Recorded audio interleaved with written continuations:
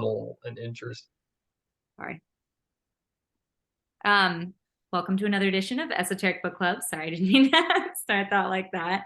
But I like what you were saying, Cody. So, yeah, so we're talking about the Alan Moore's book Illuminations. What can we know about Thunderman? It says for Kevin O'Neill, so that's kind of cool. We discussed the first 9 sections of this. It's a pretty hefty chapter, so we're breaking it up into probably 3 or 4, probably 4 actually Isn't sections it just anyway. aren't we just halfway through? Are we Kind of. halfway through? I think it's halfway. I thought this was halfway. I mean, that's Hmm. cool. Yeah, I'm not sure. Let me double check. I think Let it me goes to the end. I see. think this is like a third of the way through. Yeah, no, Oh because wow, no, it goes far. It's like all the way back in to page 413 to 430 from 173. Oh yeah, okay, or yeah. no, 4 It's more. Yeah, you're right. It's less than half. Yeah, to four 415. 413. Yeah, 14. Yeah, that's like most of the book. Dang, dang. Okay, I hope it like not that I don't like it, but it's a little slow moving for me. Hmm. Um, and I like the characterization and I like the dates flipping in time and stuff, and it's fun piecing it together. But I don't know, it was a little slow for me, I guess, or just a little. I don't know. It wasn't my favorite, is what I'm trying to say. Not that I Yeah, hate it, but Yeah, not my favorite. I don't know. I felt like it was a lot for me to understand who the names, like there were so many characters. There was a lot of like I have no context of this world. And like, just because I don't doesn't mean I think I just wasn't in the mood really, which isn't yeah, like a good thing all the time. But I really have like no context for like I don't even really like superhero movies. So I think that's more like a preference deal of like, and I don't understand fan base for the most part. Like, I've never been like super fangirly or just like I would call myself a geek. I think there's geeks, there's nerds, and there's dorks. Like, and they're very different. I think this is like nerd category, which I mean, love nerds, love a good nerd, but I'm more on the geek category of I don't know if that makes sense, but yeah, that's my overall impression so far. And I had a really hard time knowing what was going on. I'm like, okay, well, and I kind of know the scenes he's suggesting, but I'm like, why? Like, we're overemphasizing like what they're wearing and like what the scene looks like and how it's going through. I'm just like, I don't really want to know all of these comic books personally. Um, I so feel like it was, yeah, too much maybe extra erroneous information, and like each little like thing, each little section had like something to take away from it. But yeah, I felt similarly to that. I mean, the characterization's always good as always, and he really does create like a vivid world and takes you back in time. Like you feel like different ages while you're reading the different entries. yeah. Um, but yeah, I mean, like I think that the idea of like what makes a good story or what makes a good hero, or those kind of things were kind of fun to play around with when he was like going across and the magazines when they turned into like live butterflies. Like that imagery was beautiful, and then like kind of going into each world of each thing and what made it appeal or not appeal to him. I think that was interesting. But like I said, I said it to Haley when we were talking on the phone briefly. I was like, I feel like everyone in like the comic book or graphic novel like world, we always feel like, we like the whole thing is you love lore. You want to learn like backstories and like go more and more into the world of the place. It's like finding more and more other and growing into the otherness of that world and embracing the knowledge and all the things that you have to learn there. And I think that's what like he's kind of commenting on, is that like all that lore has been like um become meaningless because of like the capitalization of it. And I think it's like a modern take on how people feel about magic, maybe Hmm. in some ways. Where like I was listening to What Magic well, Is This, and they were talking about occultism, Yeah. and there sorry, was I like didn't they were get a doing they chance were to say my opinion about this Yeah. Pause for a second. What story. do Like you? I feel like you guys got your chances, and then Yeah. I was like not given a chance to say anything about what I feel about this. You know? Go for it. sorry, I just like I like what you're saying, Britannia, and like I think it's it like, but like, oh sorry, I just got No, it's okay. Um, pause because that was deep, and I want to get that deep, but let's go into yeah. like overall I impressions I first. want to come back to that. That's what I'm kind of trying to say is like there's a lot there, and I think there's a lot in that what you're saying. But like I think I'd like to at least put my 2 cents in about like what how I feel about Yeah, because I think this you liked it, so story I want to hear that too. exactly because like yeah Yeah, we have a negative, a neutral, and a positive. So yeah share yeah your I perspective. like every chapter. I think it's brilliant. Like I think it's brilliant. It's like it's a really nuanced discussion about the nature of symbol and the effects of it. So like the magic powers of symbols and imagery and how it affects people and how the people who create it are creating these images that create society that build systems of control and power. And I think it's just a really interesting look at that. And it's whimsical and fun and funny. I think it's hilarious at times. Like there's just really, really funny parts Mm. to it, like just absurd, like this absurdity. And it's like plays with reality in interesting ways because like you don't know what's real and what's not in places. And like and the change in the different formats, like the interviews, the like transcript from the psychoanalysis, and then the narrative forms, I think is like really effective at showing like different perspectives on the process of what's happening and then building the story around that. Mm. And it's like all framed in this like really dorky, nerdy comic book industry, which and it's like and he's having fun like nerding out too, like having fun like creating these funny like ridiculous characters with their names, and he's having fun with like the symbols of their names. But the way he names plays that and then like builds their names into society and into the world that he's creating, I think is really cool. And the creators of these names around it too, and their personalities. So there's like a lot of like really interesting intertwining ways of building the story. Cool. Yeah, that's good. I needed to be more open-minded and not turned off in the get-go. And I think you got it more so than I did initial reading. Um, so that's cool. Yeah, and yeah, like I'll speak to my own bias there is that I'm like I know understand this world of nerding out about things, and I've done a lot of that in my life. So I definitely have. I think I relate to it more in that sense too. And the structures that comprised of this, I had, yeah.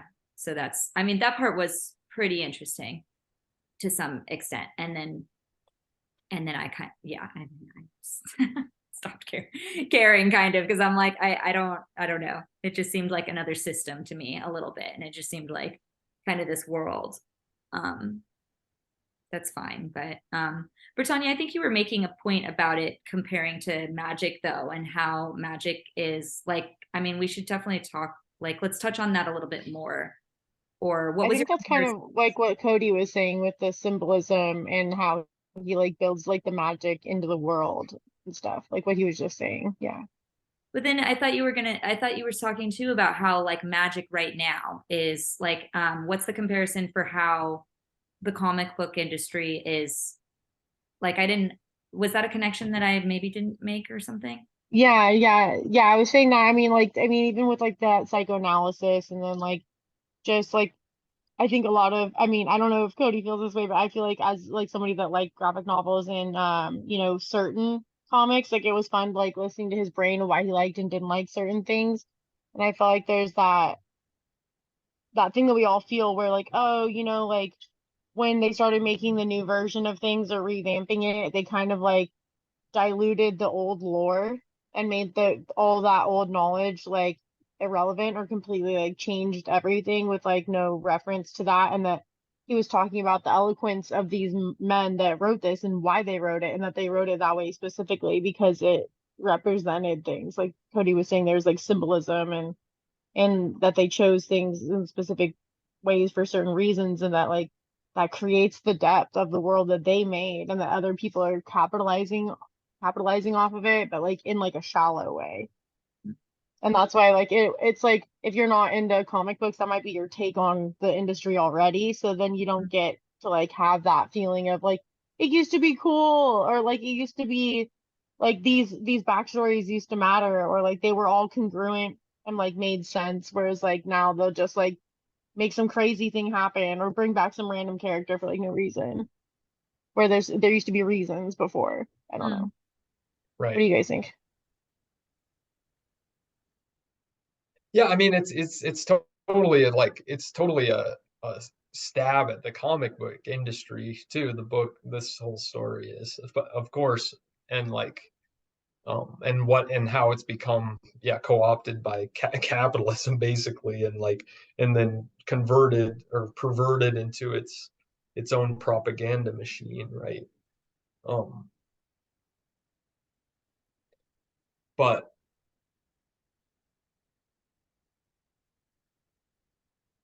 I have, um, I have no context. I wish I could like say that. I mean, I like I like fantasy. I like world building, but yeah, more so in a sci-fi way. Like, I mean, and some of these graphic novels got there, most likely. I literally was not in the world. I mean, the closest I got to this would be like Calvin and Hobbes, you know? What about Like like that's Dune or something? Did you ever read Dune? I just did like last year, you know. So I read like 1Q84. I like Jap, you know, which was like I have one Murakami, Q84 too. That one's a good one. I It's I super didn't fun to look like at. that one. no, I I liked it. love Murakami, but 1Q84 I could not get I with. liked it. I loved the lead Uh, character. I thought uh, like I liked the worlds and the moons, yeah. the subway and the mystery Right. behind it. And the long I like felt like I lived in that world because that book took so long to read too, but I mowed through it and I was like, man, I feel like I just like left an entire world behind when I finished that book. same. Interesting. Yeah. Um Huh. but yeah, Anyway, I feel like that the difference there would be like, yeah, I think just like the supernatural in this way never appealed to me, maybe. So like I don't know. And then there are similarities in the characters that I like I just didn't relate, and I wish I could. So I need to take kind of a Yeah. Yeah, but like their superpowers are basically like a metaphor for magic, and I feel like the comic book world and even the industry is like a metaphor for magic. Because like sometimes, like the good guys and the bad guys are both complicated characters, and it's hard to tell which one's good and which one's bad. And sometimes a good guy turns into a bad guy, and a bad guy turns into a good guy, and like there's all these like dynamic reversals and stuff like that. And that's what kind of deepens these characters throughout like the comic legacies, like throughout different things. Like, when Spider-Man turns into Venom, and that kind of stuff. Oh, I don't even know that. I thought they were Oh, different yeah, people. Spider-Man, yeah. like Spider-Man's like alter ego is Venom and he's like a demon. Oh my God. Yeah. No Like a wonder. a parasitic demon thing that like I thought it was attaches like itself his to him and twin like or brings something. out his like gnarly. There's so much like deep occult shit in comic books, and that like that So and that's much. what you're talking about too, Britannia. It's like there's the comic books themselves that are like rich in artistic, like powerful artistic merit and like depth, and then there's the Hollywood version that's like it's become, Exactly. Yeah, that's the like capitalistic version. that's like dug the heart of like the like spirit out of. It's It like took the they've purity. there's literally a scene of like the guy selling basically his soul to the devil in this book. Like it's like there's one of the chapter that's talks about, it's I think it's the last one, but it's like Last one was it's the one Thunderman's it's scene.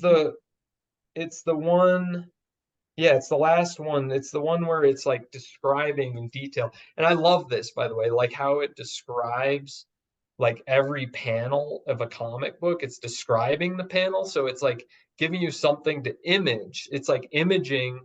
So it's like a guided meditation in a sense. It's like imaging for you what this thing looks like. So Yeah. you can Yeah. follow it. And then it's like, and it's the story about them about like Thunderman. It's like the history of Thunderman and how that it was exploited by the Hollywood by industry, by capitalism. And it's like, this is the growth of capitalism.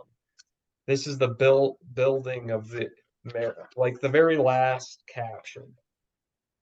I'll just, it's like, that's who Thunderman is, and that's how he and corporate America came to be.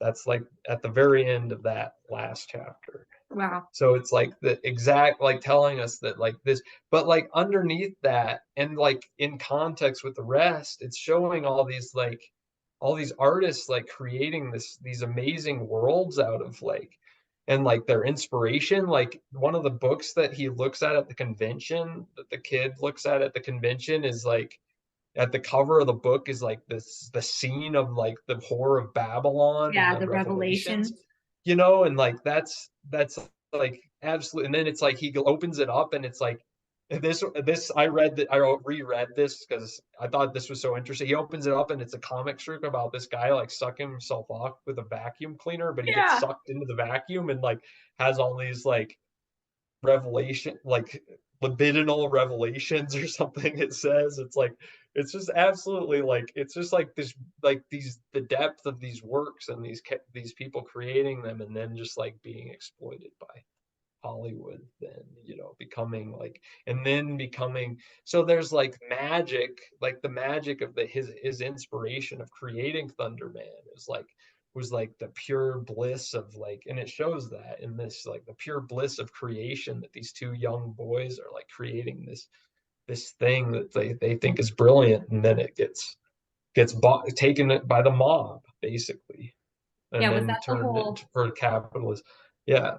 So like it's just this, and it's like it shows like the purity of invention being subverted, but then the symbols being used for like mass propaganda, for like magical works against the people, yeah. or for the agenda of the hegemony Yeah, I liked of the when he was capitalist hegemony. I liked when he was being interviewed by the senators or whatever when he was Yeah. whoever this was, but and then Yeah. on like meth and like Yeah. gnarly thoughts, the whole time. And it was like when they're like, how can you say that like a dead woman being like, tree trunk up her, vag or whatever like that was. Yeah. It was like, how can you say that this is moral? And it was like, well, we didn't show it.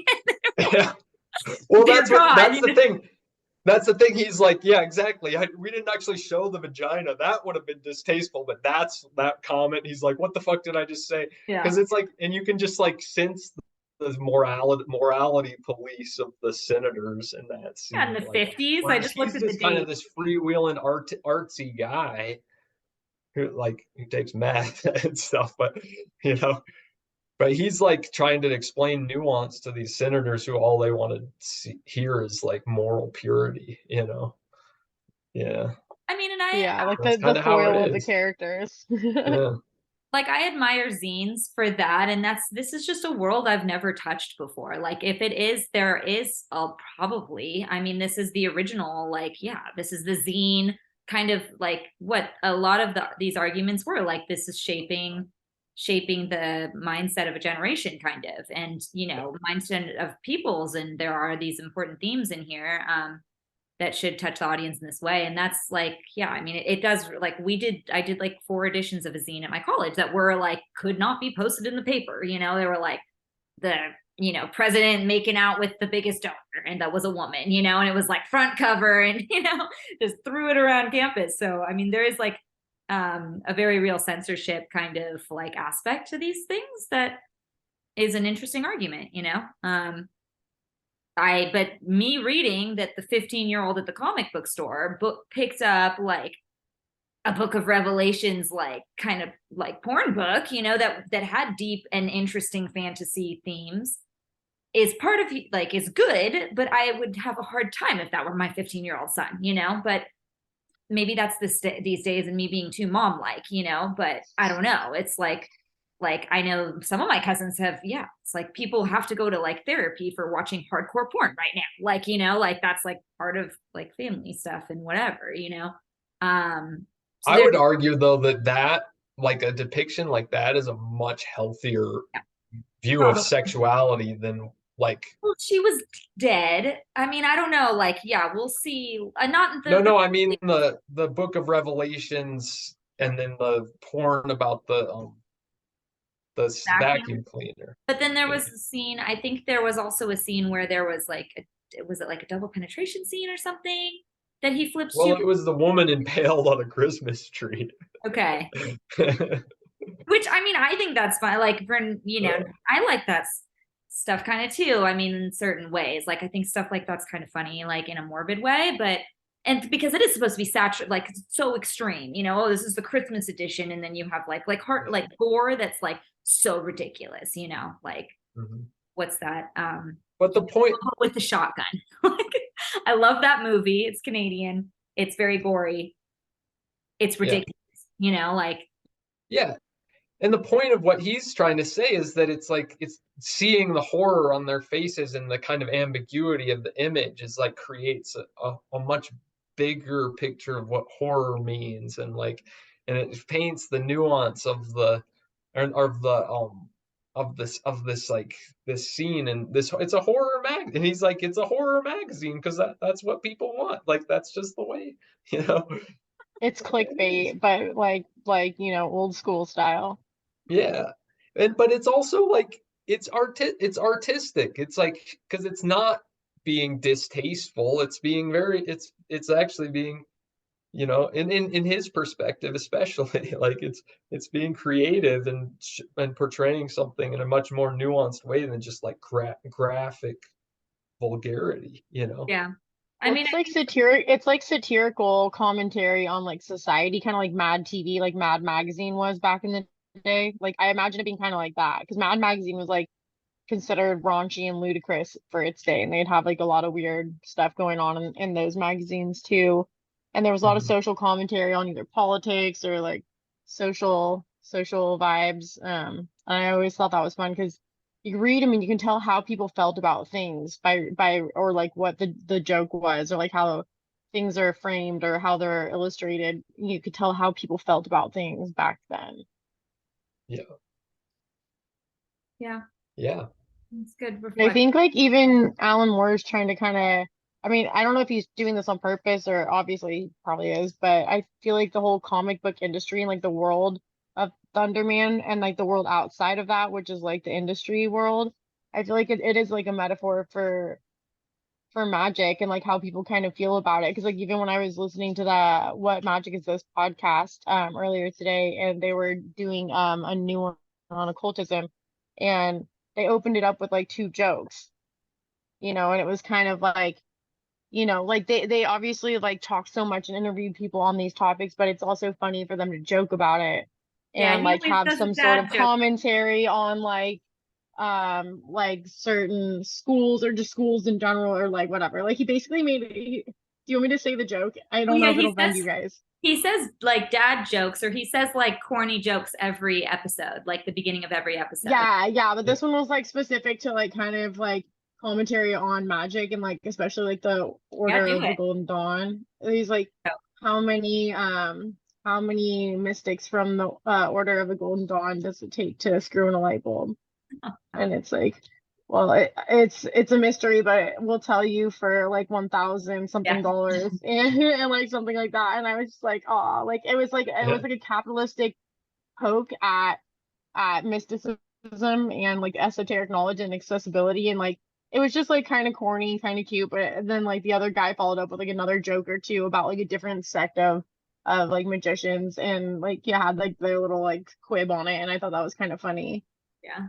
like because I it kind of made me think of this chapter and like how the internal view of magicians, how they feel about magic and occultism, and what the difference between occultism and magic is. Whereas like occultism is like the knowledge and the literature, like the past knowledge and literature, and then like magic is like the application of and practice of.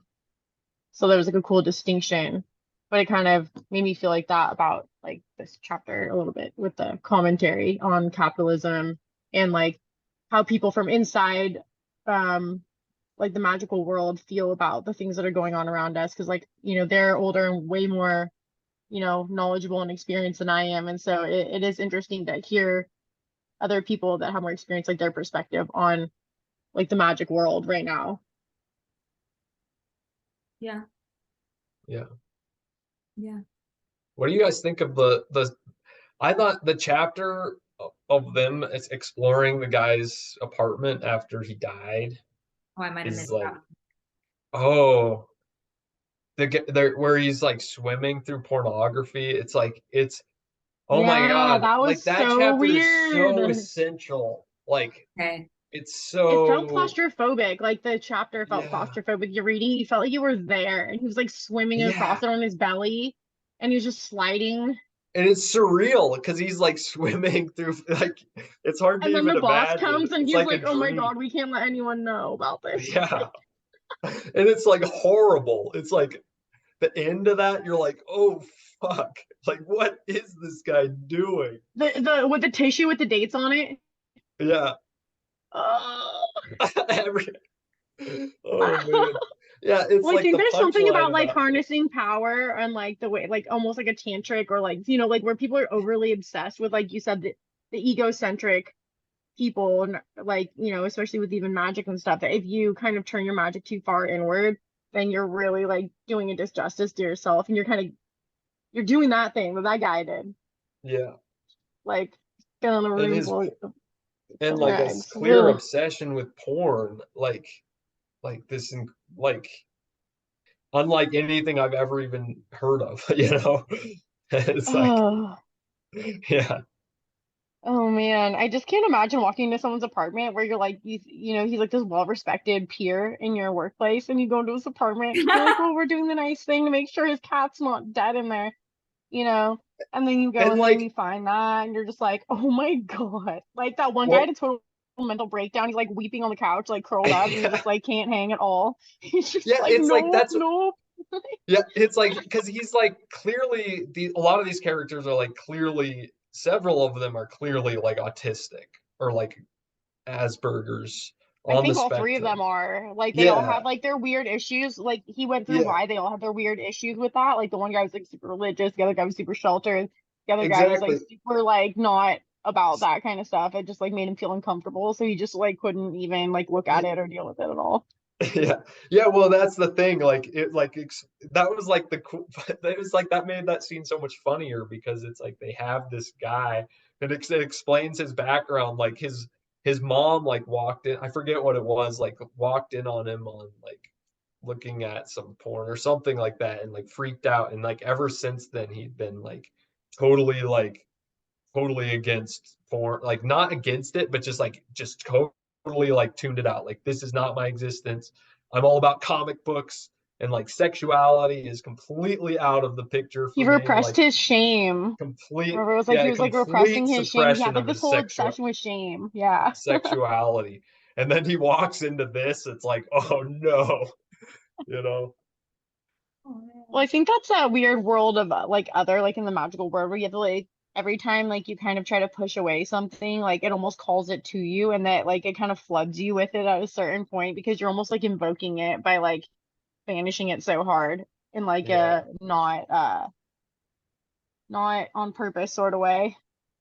Like it's yeah, more of an avoidant thing that's gonna like circle around. Like I don't know. I feel like there's that kind of harmony and like hilarity to life. You know what I mean? With those life circumstances, like whether it's a real life circumstance or a book you're reading, like that circumstantial irony where I don't know, there's like it kind of shows the dualities of things and kind of makes you laugh because like of course that would happen. Like yeah, yeah, totally. It's like it's realistic, but then like total fantasy too. It's like, but showing the, yeah. I think that was number 5. Cool. I'm gonna read it.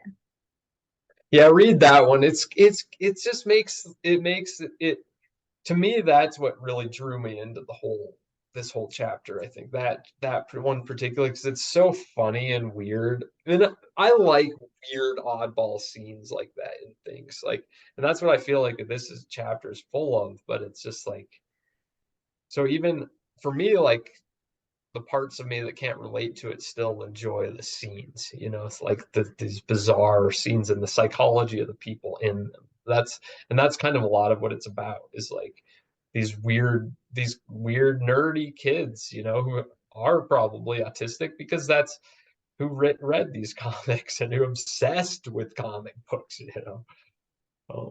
And that's like, so it is an encounter with that other too, that like, and that's the other that created all these brilliant worlds Mm. that then is exploited by this like normie, like capitalist monolith. Yeah, like watered down versions. Mhm. Well, That and even like completely erases the weirdness, the like otherness of these of neurodiverse people. Mm. and I think it even like kind of touches on like universal like awkward human moments. And then it kind of like touches bases like on like trauma and how it shapes you as a person, and like what kind of emotions or like what kind of things you feel are negative or positive, or how you respond to them. Like, because, obviously that guy had like a weird either repression with sexuality before, to where it like exploded out, or to where he had like an obsession over it that he couldn't control.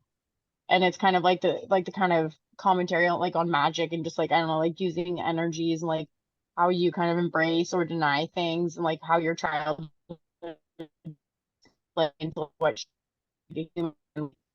I think it exacerbates the neurodivergence of people, because we all have like awkward ticks and quirks about us. But I think that if you have like weird encounters with things like this encircle that, then it kind of creates like more gravity to those things, or avoidance to those things. So it's like interesting to see the characters in this, whether even like who, like what comic book character, like those three characters in that chapter when they went into the apartment. I mean, they all have like those layers to it. And I don't know if it's meant to be like masculine commentary, but it feels like, since they're all male characters and they're focusing on sexuality in a way that's experienced by young men growing up, like whether it be like adolescents in their 20s or whatever, like all of them were different ages, and even like the child kind of reflecting on like the comics and stuff. I feel like there's different age locks on what your hangups can be and what they might look like if you move forward, and like where they start and where they like could go,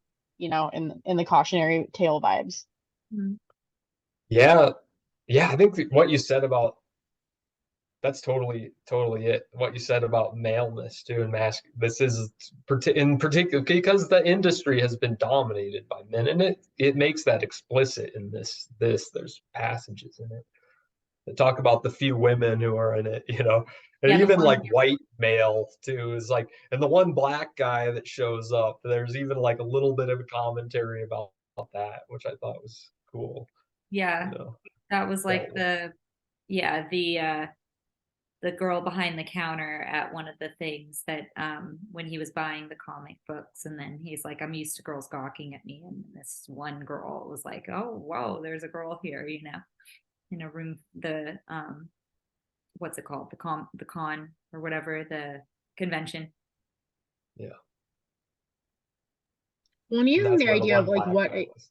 yeah, and what idea of like a hero is, like when we're talking about masculinity, and like what like makes like somebody appealing as a male, or like what makes them a hero, and those kind of things. Like, I don't know, just there was a lot there to unpack too, I think. And especially because I'm not a man, I feel like that this would be more interesting to read, you know, as like a male in that way, because you get to start to like ask yourself questions that, I don't know if people get to actually talk about out in the open as much as they do internally. So it's kind of fun to have like characters to kind of like reflect with. Hmm. At least it was for me. I mean, it kind of shifted my perspective too, because you realize like how hard it is for like men growing up, and like being any age too. I mean, just like women, but there's like they have their inherent societal, monkeys thrown on their backs, or, inherent emotions that are harder for them to deal with, because there may be no other place for them to deal with them. And, I don't know, all that kind of stuff. I think that was super interesting. Shame. Yeah.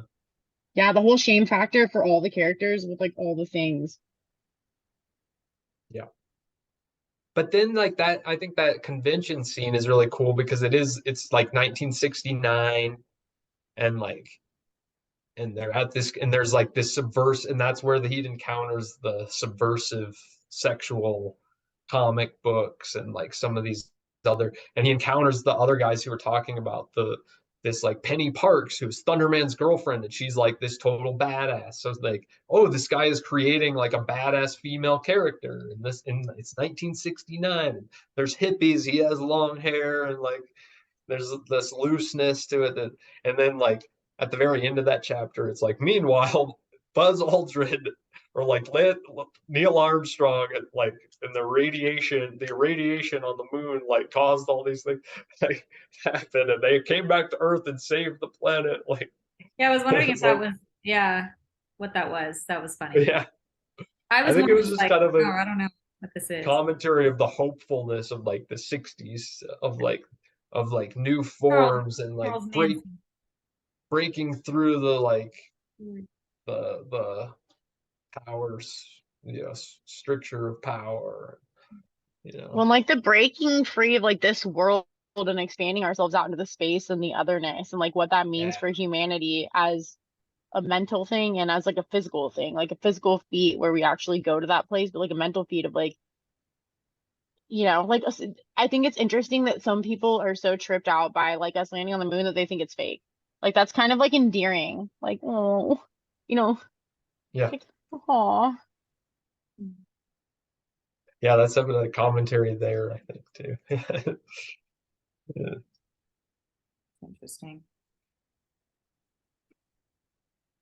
Yeah, and like again, like that chapter also is like that he encounters the kind of mystical in the comics, the horror of Babylon. And he's like, I could have stared at this for all day, this like, and he's like attracted to the like this deep mysticism around this, clearly. But then it's like this story about a mystical experience in time of inside a vacuum cleaner that's so 60s, it's so like that counterculture Mhm. of that time like super Tim Leary or Ken Kesey style. R. Crumb Are there, probably is inspired by R. Crumb. oh, really?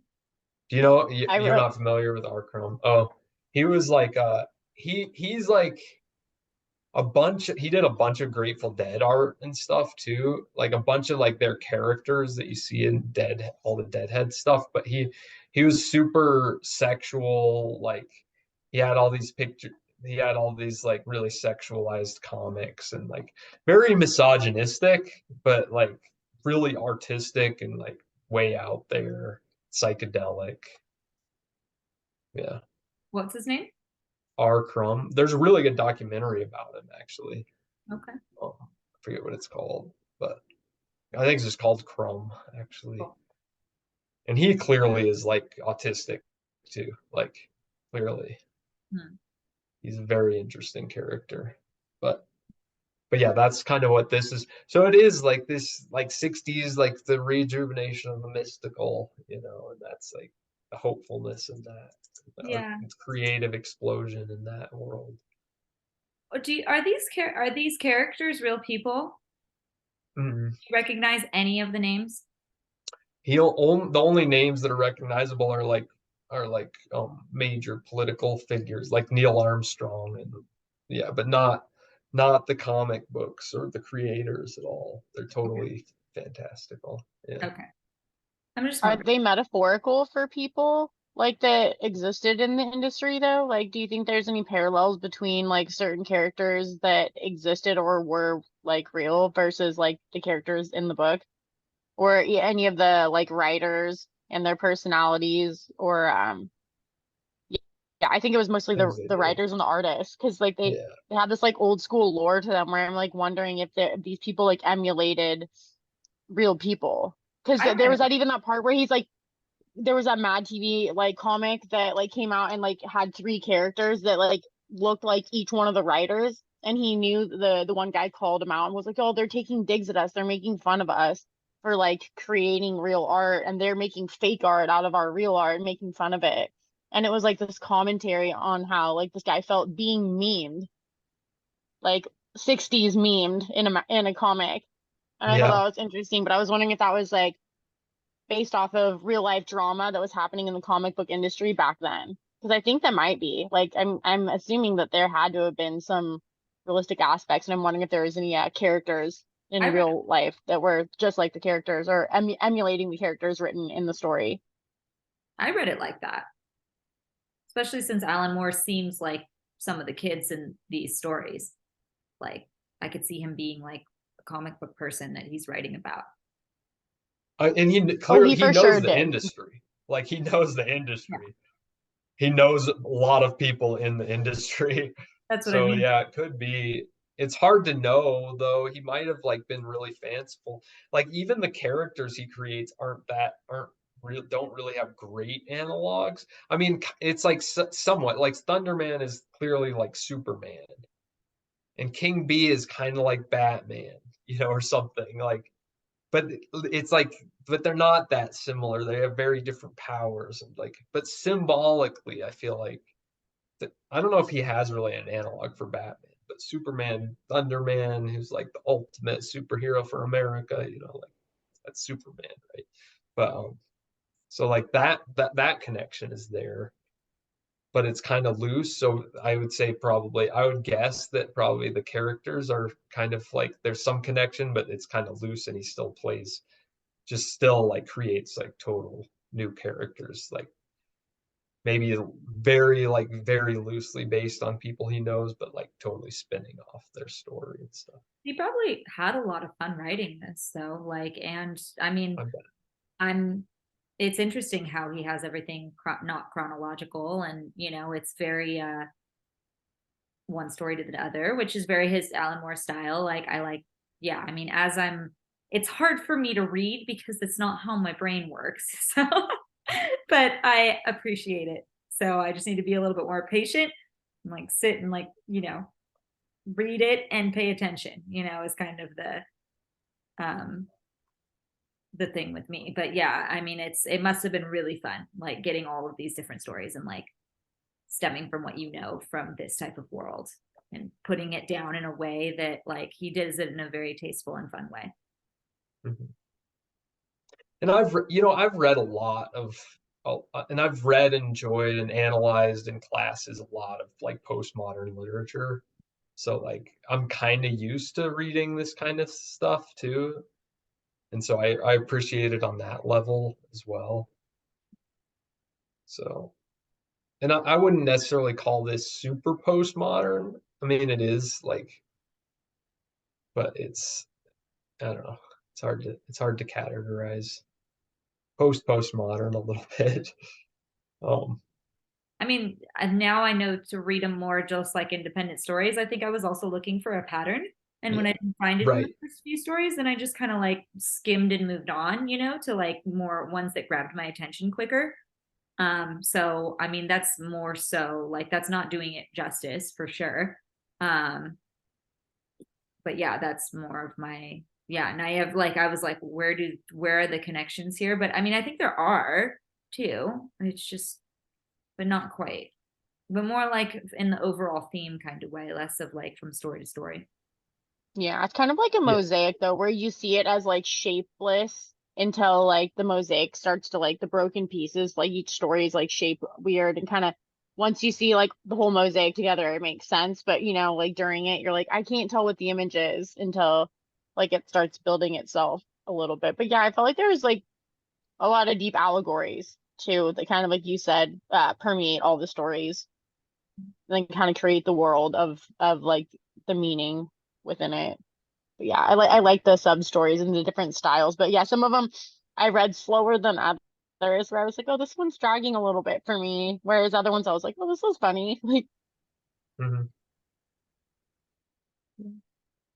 Yeah, I think it's building. I think it really is a building a thorough narrative and like a lot of meaning. Um, just because it's like what we can know about Thunderman too. It's like all the aspects of surrounding Thunderman and Thunderman's creation and how it like spurned off all these other heroes and villains and like create it, and like so it's every what we can know about Thunderman. It's like so many layers of the creation and the effects, the cause and effect of Thunderman from so many levels, which I think is really that's I think that's what it's built. It's like ultimately building. It's like every part of it is kind of a portrait of Thunderman from a different perspective, from outside the actual fantasy, but inside the fantasy. That's what's like this weaving in and out of the fantasy of Thunderman and the real world, and kind of being a little bit meta too to us, to our perspective as readers of this too, by kind of like playing with our own sense of what we know as real, and how this is like playing with the fantasy of our own, or like how similar to this reality is, but it's like a different reality. It's kind of like another like a slight, like a comic booky like slight deviation from the standard, from our standard metaverse location. you know it's like, oh, this is like a slightly coordinate, it's less, the coordinates are slightly off from our own, from this universe, and it's like another part of the metaverse. Cool. Yeah, thank you for that. I think you're both right. It's fun to read it as like weaving and as like, yeah, mosaic and like building upon and like creation. And he's doing the comic book industry justice, like you said, in writing in that style, like creating a metaverse within itself and having you piece together the puzzle in order to understand capitalism more Yeah. or something. Understand, I think it's understand like the nature of imagination and magic too, Yeah. and the creation of worlds that can, the like real world effects of fantasy, the magical effects of fantasy. Yeah, I think you're right in that. I was kind of being funny, but Yeah. Yeah. but yeah, no, understanding how like these things were the magic that shaped the minds of the time, and how, Yeah. yeah, I mean, we are living in a post Superman era, or I don't know, post, but I mean, kind of, Ongoing. yeah, Yeah. ongoing. I definitely think it was the generation, before us where they were like more involved in it, like, those raised in the 40s and 50s, that were like very like, needing those kind of things, and how those characters evolved over time is definitely like interesting. Um, Final thoughts?